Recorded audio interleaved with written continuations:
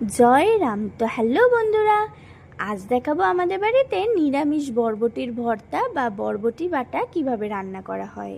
প্রথমে বরবটিগুলোকে কেটে নিয়ে প্রেসার কুকারে সেদ্ধ করে নিতে হবে।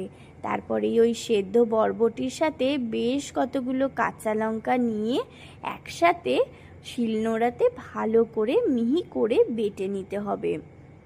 ওই মিহি করে বরবটি বাটা হয়ে গেলে কড়াইয়ে তেল গরম করে ওর মধ্যে কালো জিরে ফোড়ন দিতে হবে।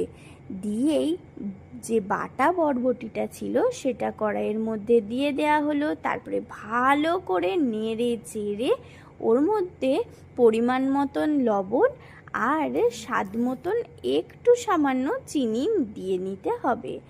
আর বেশ কিছুক্ষণ তারপরে নাড়াচাড়া করার পর যখন দেখবে আঠালো মতন হয়ে গেছে, ব্যাস হয়ে গেল তোমার বরবটি ভর্তা।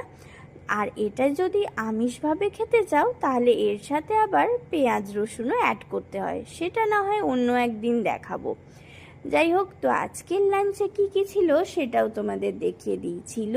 গরম গরম ভাত, সাথে গন্ধরাজ লেবু, বরবটি ভর্তা তো দেখতেই পেলে, আর ছিল কাঁকরোল আলু ভাজা, পেঁয়াজ ফোড়ন দিয়ে পাতলা করে মুসুরির ডাল, আর রুই মাছের ঝোল আলু দিয়ে।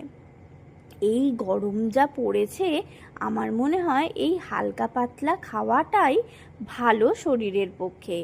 যাই হোক, যদি ভিডিওটা ভালো লেগে থাকে প্লিজ একটা লাইক, শেয়ার আর সাবস্ক্রাইব করে দিও। আর ফেসবুক থেকে দেখলে পেজটাকে ফলো করো। টাটা।